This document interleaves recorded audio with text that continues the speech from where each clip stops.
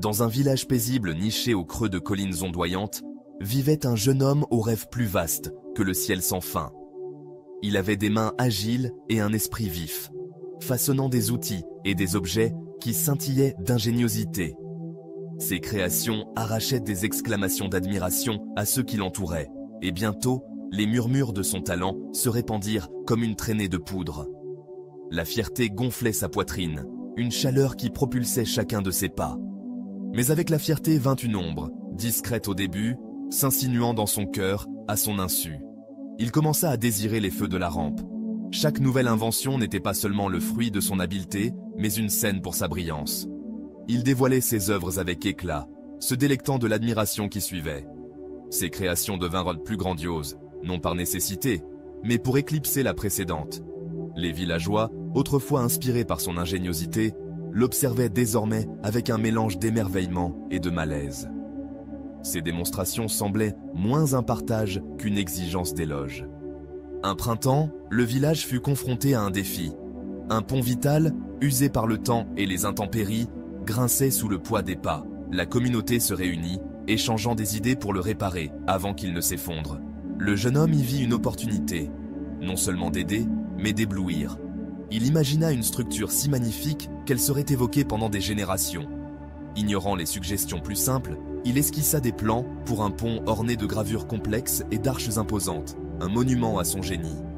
Les jours devinrent des semaines tandis qu'il travaillait seul, refusant toute aide. Il voulait la gloire pour lui seul. Les villageois observaient, leurs offres d'assistance écartées, leurs inquiétudes sur le temps balayé. Le jeune homme concentra son attention sur sa vision, aveugle aux fissures grandissantes du pont. Ses mains, autrefois assurées, tremblaient d'épuisement, mais il persistait, poussé par l'image de l'adulation de la foule. Les pluies arrivèrent tôt cette année-là, abondantes et implacables. La rivière gonfla, griffant le pont affaibli. Les villageois pressèrent le jeune homme de le renforcer avec ce qui était prêt, mais il ricana, insistant que son chef-d'œuvre était presque achevé. L'orgueil étouffa la raison. Une nuit, la tempête rugit plus fort que jamais, et avec un gémissement qui résonna dans la vallée, le pont céda. Les poutres se brisèrent, s'écrasant dans les eaux tumultueuses. Le village fut coupé en deux, les maisons isolées, les provisions bloquées. L'aube révéla les décombres. Le jeune homme se tenait au bord de la rivière, ses grands projets réduits à des fragments détrempés. La honte brûlait plus fort que toute fierté qu'il avait ressentie. Il vit les visages des villageois, non pas en colère, mais las, leur confiance en lui brisée comme le pont. Il voulut disparaître, fuir le poids de leur déception, mais le rugissement de la rivière semblait se moquer de sa lâcheté. Pour la première fois, il ressentit le prix de son arrogance. Les jours passèrent dans le silence. Le jeune homme se retira dans son atelier, non pour créer, mais pour réfléchir. Il repassa ses choix en revue, chacun étant une brique dans le mur de son échec. Il comprit comment son besoin de briller avait éclipsé les besoins des autres. Pendant ce temps, les villageois commencèrent à reconstruire. Ils travaillaient ensemble, leurs mains fermes là où les siennes avaient faibli. Des planches simples et des poutres robustes prirent de forme, sans beauté, mais solides. Leur unité était un reproche muet à son ambition solitaire. Un soir, alors que le nouveau pont approchait de son achèvement, le jeune homme réapparut.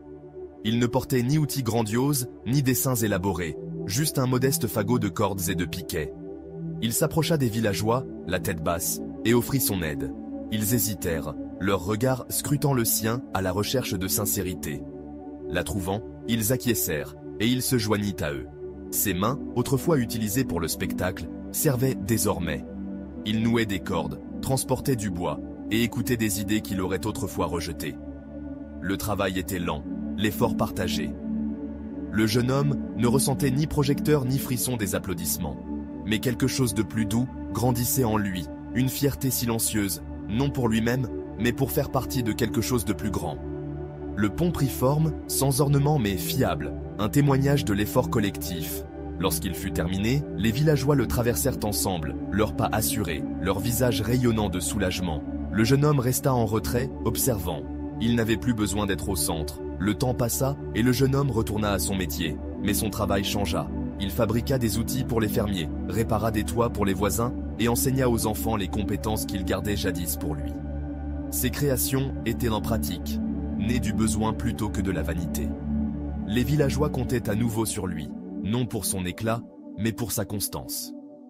Leur gratitude, discrète et sincère, était plus douce que tous les applaudissements. Des années plus tard, un voyageur passa par le village et s'arrêta au pont. Il était simple, ses planches usées, mais solides. Le voyageur demanda qui l'avait construit, s'attendant à un seul nom. Les villageois sourirent et parlèrent de nombreuses mains, de leçons apprises, d'une communauté plus forte que l'ambition d'un seul homme. Le jeune homme, désormais plus mûr, écouta de loin. Il ne ressentit ni le besoin de réclamer le crédit, ni la moindre envie. Son cœur était comblé, non d'orgueil, mais de sens. La leçon perdura, tissée dans le fil de ses jours. Il comprit que la véritable grandeur ne résidait pas dans le fait de surpasser les autres, mais dans leur élévation. Ses mains, autrefois levées pour attirer les regards, se tendèrent désormais pour construire, réparer, unir. Le village prospéra, non grâce au génie d'un homme, mais grâce à de nombreux cœurs travaillant à l'unisson. Et dans cette unité, le jeune homme trouva une lumière plus brillante que toutes celles qu'il avait poursuivies. Le pont tint bon pendant des années, rappel silencieux. Il n'avait ni gravure ni arches imposantes, mais il portait le poids d'une confiance restaurée. Le jeune homme le traversait souvent, chaque pas un vœu de ne plus jamais laisser l'orgueil éclipser le but. Son histoire se répandit, non comme une légende de gloire, mais comme un phare pour ceux tentés par les projecteurs. Elle murmurait une vérité. La plus grande force réside dans l'humilité, dans le fait de construire non pour soi, mais pour tous.